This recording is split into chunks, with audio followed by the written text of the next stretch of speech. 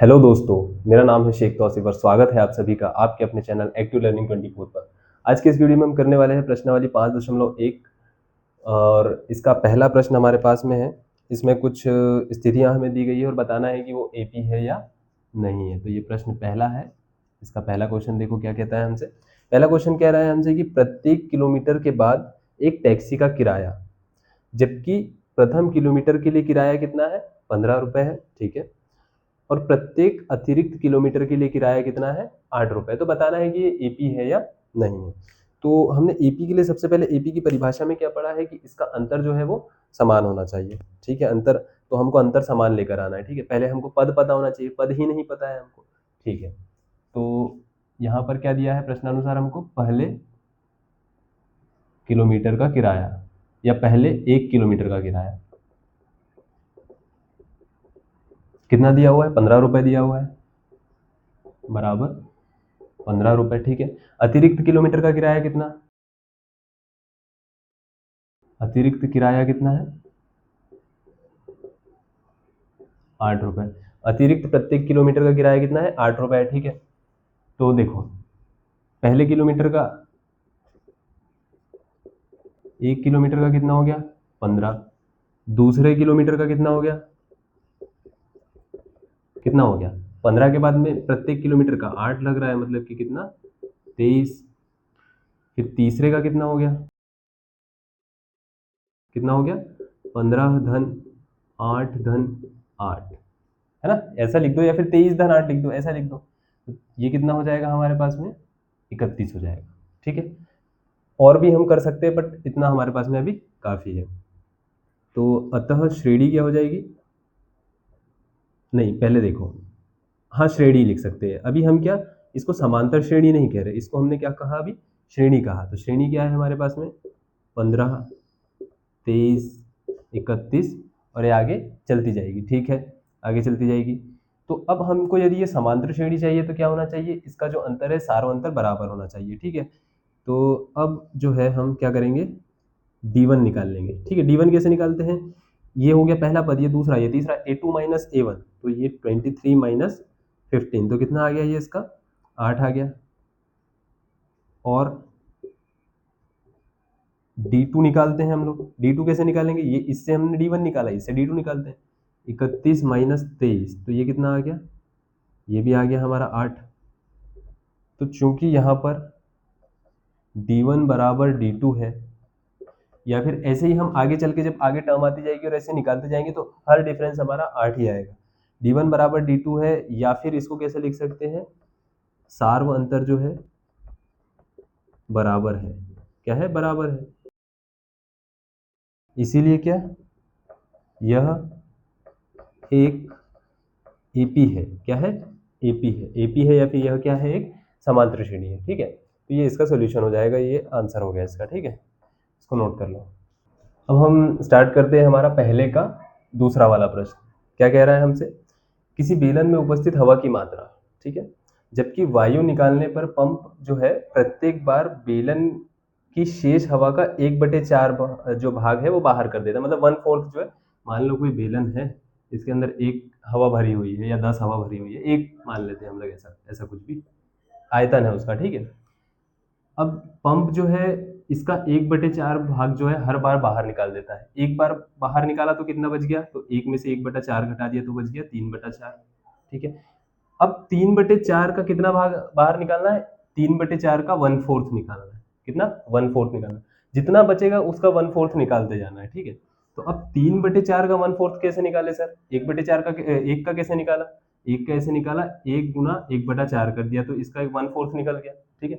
तो 3/4 का 1/4 से 1/4 से गुणा कर दो तो ये हो जाएगा 3/16। इस तरीके से ये बाहर निकल जाएगा। फिर इसमें से 3/4 में से 3/16 घटा दो, ये 1/4 हुआ ना, इसमें से बाहर निकालना है हमको, तो ये हम माइनस कर देंगे। फिर जो आंसर आएगा, मतलब सॉरी, जो भी आंसर आएगा उसमें 1/4 का गुणा करेंगे और फिर माइनस कर देंगे उसको, जितने भी आंसर आएगा उसमें से ये गुणा वाले आंसर को माइनस कर देंगे। ठीक है। अभी जितना समझ में आया ठीक है, बाकी हम यहाँ सॉल्व कर रहे हैं तो आ जाएगा। ठीक है। तो यहाँ मान लेते हैं हम,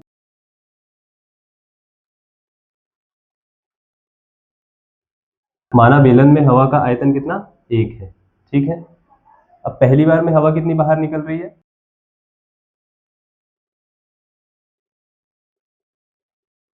पहली बार में निकली हवा कितनी निकलेगी, 1/4, ठीक है। तो निकाल लो यहाँ पर, इसीलिए कितना हो जाएगा ये, 1 माइनस 1/4 बराबर कितना, 3/4 हो गया, ठीक है। अब दूसरी बार में कैसा हो जाएगा ये, दूसरी बार में कैसे निकालेंगे हम लोग, दूसरी बार में निकालने के लिए हमको क्या करना पड़ेगा, यहाँ पर 3/4 में से निकालना है, तो 1/4 का मल्टीप्लाई कर दो, 3/4 गुना 1/4, यहाँ पर लिख दो बची हवा,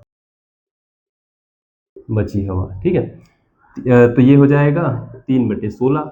अब बची कितनी है हवा, बची हवा कितनी बची, 3/4 में से 3/16 को कर दो माइनस, तो कितना हो जाएगा ये, 16 नीचे आ जाएगा, और 4×3 = 12 माइनस 3, तो कितना हो गया ये, 9/16, ठीक।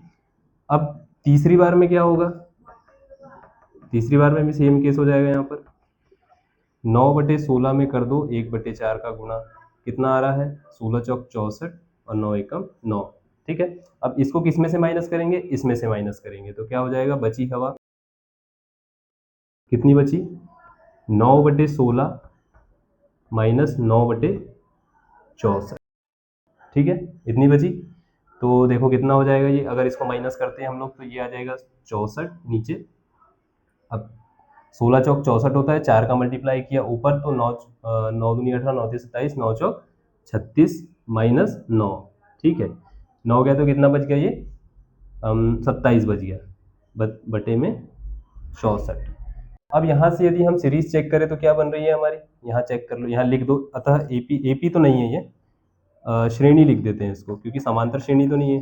श्रेणी क्या हो जाएगी, पहले 1, फिर फिर कितना 3/4, फिर कितना हो गया, उसके बाद में 3/4 के बाद में 9/16, और उसके बाद में क्या आया है हमारा, बची हुई हवा 27/64, इस तरीके से चलती जाएगी। अब इसका हमको डिफरेंस निकालना है, तो यदि जब आप डिफरेंस निकालोगे, जो सार्व अंतर है इसको निकालोगे, सार्व अंतर को जब निकालोगे ना आप, A2 माइनस A1, फिर उसके बाद में एक और निकालोगे, मतलब ये D1 हो गया, फिर D2 जब निकालोगे, ये निकालोगे A3 माइनस A2, तो इस तरीके से करोगे तो सार्व अंतर बराबर नहीं आएगा, तो ये आएगा, ये AP नहीं है, क्या है, AP नहीं है। सार्व अंतर निकाल के आप लोग इसको सॉल्व कर लेना, ठीक है, तो इसको आप लोग नोट कर लो। अब इसी पर हम तीसरे प्रश्न पर आ जाते हैं। तीसरा प्रश्न क्या कहता है, ध्यान से पढ़ना है इसको। क्या कह रहा है, प्रत्येक मीटर की खुदाई के बाद एक कुआं खोदने में आई लागत, ठीक है, जबकि प्रथम मीटर खुदाई की लागत कितनी है, 150 रुपये है, 150 रुपीज है, और बाद में प्रत्येक, मतलब 1 मीटर खोदा तो कितना, 150 रुपये, और उसके बाद में पर मीटर के हिसाब से कितना लगेगा, 50 रुपये, ठीक है। तो हमको बताना है कि ये एपी है या नहीं है, ठीक है। तो यहाँ देखो, प्रथम मीटर की लागत कितनी है, प्रथम मीटर खुदाई की लागत 150, फिर उसके बाद में क्या, बाद में प्रत्येक मीटर खुदाई की लागत कितनी, 50 रुपये, ठीक। अब क्या, तो यहाँ पर लिख लिया, प्रथम मीटर के लिए कितना लग गया, तो 50 रुपये लग गया।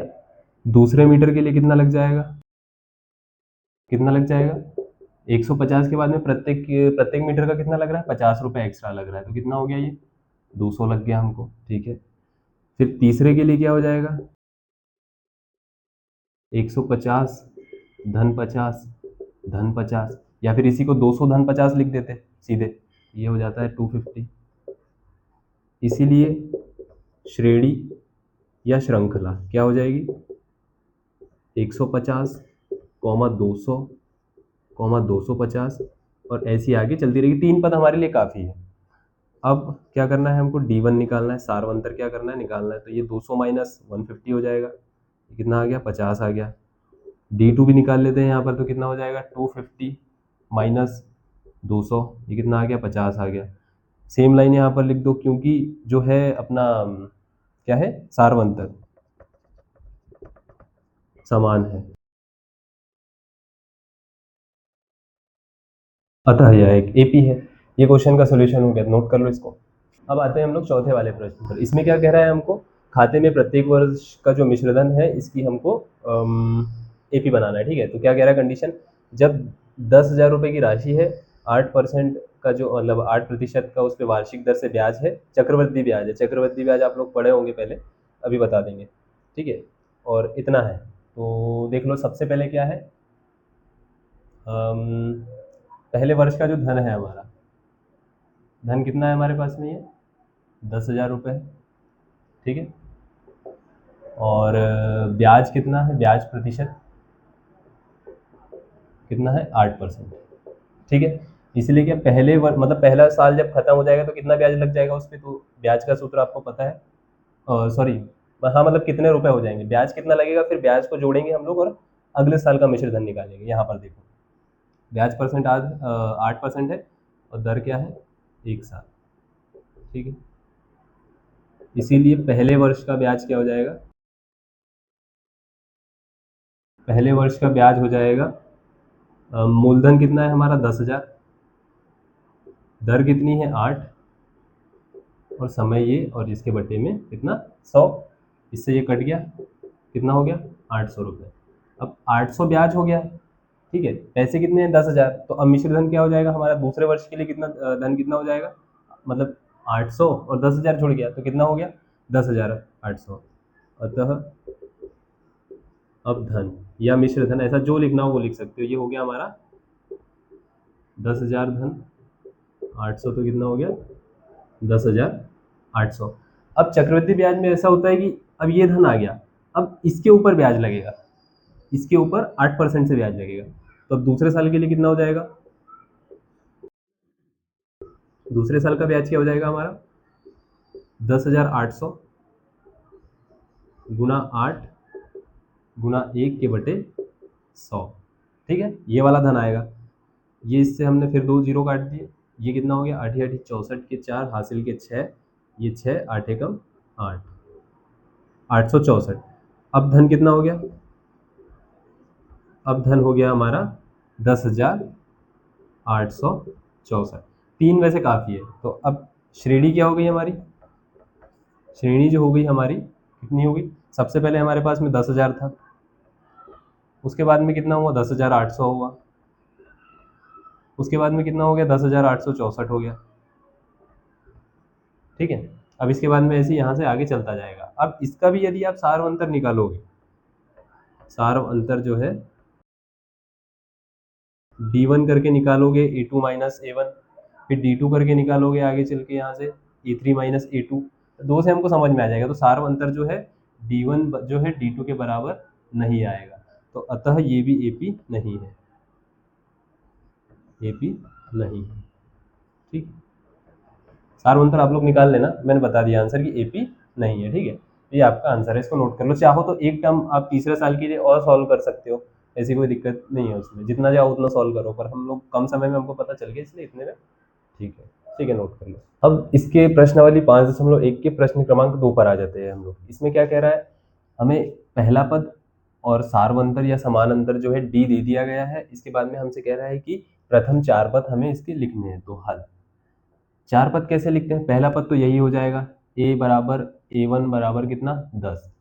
अब कैसे आगे कैसे करेंगे, ध्यान से देखो, यहाँ पर A2 क्या होता है, यहाँ A2 बराबर होता है A प्लस डी, कितना A प्लस डी, A क्या है 10, D क्या है 10, बराबर कितना 20। A3 क्या हो जाएगा, A3 बराबर हो जाएगा A प्लस 2D, बराबर कितना, A मतलब कितना 10, 2D मतलब 2 गुना 10, बराबर कितना 30, 10 और ये 20 30। A4 कितना हो जाएगा इसका, A प्लस 3D बराबर 10 गुना 10 धन 3 गुना 10 बराबर कितना 40। ठीक है, तो AP क्या हो जाएगी हमारी, ये 10 20 30 40 और ऐसी आगे तक। कितने 3 पद का है शायद, ठीक है 4 पद भी जो भी है लिख दो, जितने चाहो उतने लिख दो। ठीक है, वैसे 4 बोला है तो 4 ही लिखो। यहाँ पर क्या हो जाएगा, A बराबर A1 बराबर कितना -का 2, डी हमको क्या दे दिया गया है, 0 दे दिया गया है, तो A2 क्या हो जाएगा, A प्लस डी, मतलब कि माइनस का 2 धन 0, तो कितना हो जाएगा, ये तो माइनस का 2 हो गया। A3 क्या हो गया, A धन 2D बराबर कितना, माइनस का 2 धन 2 गुना 0, ये भी कितना हो गया, माइनस का 2, क्योंकि 2 गुना 0 तो 0, ये वाला टर्म 0 ही हो जाएगा, ठीक है। A3 बराबर कितना, A धन 3D बराबर कितना, माइनस का 2 धन 3 गुना 0, तो ये कितना हो गया, माइनस का 2। A4 कितना हो जाएगा, A धन कितना हो जाएगा, 4D बराबर कितना, माइनस का 2 धन 4 गुना 0 बराबर कितना, माइनस का 2। तो AP कितनी हो जाएगी हमारी यहाँ पर, -2, -2, -2, -2, ऐसा चलता जाएगा, ठीक है। ये हमारा दूसरा प्रश्न हो गया। इसके बाद में तीसरे पर आ जाते हैं हम लोग, इसको हल लिखते हैं। A1 बराबर कितना, 4, A2 बराबर कितना, A धन D मतलब कि कितना, 4 धन 3, तो कितना 7 हो गया। A3 बराबर कितना, A धन 2D, A धन 2D, ठीक है। ओ यहाँ पर हमने क्या किया है ना, ये 4 है और ये 5 है, ठीक है, इस तरीके से चलेगा। यहाँ थोड़ा सा मिस्टेक हो गया। A धन 2D, तो ये कितना हो जाएगा, A कितना है हमारे पास में, 4 धन 2 गुना 3, तो ये हो जाएगा 4 धन 6 यानी 10। A4 बराबर A धन 3D बराबर कितना, A 4 है प्लस 3 गुना 3 बराबर 4 धन 9, मतलब कि 9 और 4 13। तो AP क्या हो जाएगी हमारी यहाँ, 7, 10, 13, ऐसे ऐसे इन्फाइनाइट। ये तीनों प्रश्नों का सॉल्यूशन हो गया, इसको नोट कर लो। इसी के चौथे पर आ जाते हैं हम लोग। इसमें भी सेम, हर जगह सेम ही कॉन्सेप्ट अप्लाई होगा। A बराबर A1 बराबर कितना, माइनस का 1, A2 बराबर होता है A धन D, मतलब कि A कितना, माइनस का 1, D कितना, 1/2। इसको घटा दो, कितना होता है ये, अगर एलसीएम लेके घटाएंगे तो 2 आ जाएगा एलसीएम, ये हो जाएगा माइनस का 2 धन का 1 बराबर माइनस का 1/2, ठीक है ना। A3 बराबर कितना हो जाएगा, A धन 2D माइनस का 1 धन 2 गुना 1/2, 2 गुना 1/2, इससे ये कट गया तो ये हो गया माइनस का 1। A4 क्या हो जाएगा, A धन 3D बराबर माइनस का 1 धन 3 गुना 1/2, तो ये हो जाएगा हमारा माइनस का 1 धन 3/2, ये हो जाएगा 2, इसका एलसीएम आ गया, माइनस का 2 धन 3 बराबर कितना हो गया, 1/2। तो इस तरीके से ये यहाँ से चलता जाएगा, ठीक है। हाँ, इस तरीके से चलता जाएगा। तो AP बराबर क्या हो जाएगी हमारी, माइनस का 1, माइनस का 1/2, फिर क्या हो जाएगा, ये प्लस का 1 हो जाएगा, और सॉरी ये 0 हो जाएगा, ये वाला जो है ना, ये 0, वही मैं सोच रहा था कि मिस्टेक क्या हुई। हाँ, ये 0 हो जाएगा, फिर क्या आ रहा है हमारा, 1/2 आ रहा है। तो इस तरीके से ये आगे चलता जाएगा, ये AP हो जाएगी। इसके बाद अगला क्वेश्चन देखो, इसमें नंबर थोड़ा बड़ा है। A1 बराबर माइनस का 125, A2 बराबर A धन D, A कितना, माइनस का 125 धन D कितना, D हमारे पास बहुत छोटा दे दिया गया है, 0.25, 0.25। इसको माइनस करना थोड़ा सा कठिन काम है। 125.000025, ठीक है, तो ये 7 5 आ जाएगा 124, ठीक है। तो ये हो जाएगा माइनस का 124.75। इसी तरीके से आप A3 A4 निकाल लेना और AP को यहाँ पर लिख लेना, ये कोई कठिन काम नहीं है, ठीक है। तो इसको आप लोग नोट कर लो। तो आज की इस वीडियो में हम प्रश्नावली 5.1 के प्रश्न क्रमांक 1 और 2 को सॉल्व कर चुके हैं। इसके आगे के प्रश्नों को हम नेक्स्ट वीडियो में करेंगे, नहीं तो वीडियो बहुत ही बड़ा हो जाएगा। तो यदि वीडियो आपको पसंद आया है तो वीडियो को ज़रूर लाइक कीजिए, चैनल को सब्सक्राइब कीजिए, ताकि मेरा भी मोटिवेशन बना रहे और आपकी भी स्टडी यूँ ही अच्छे से चलती रहे। Thank you very much.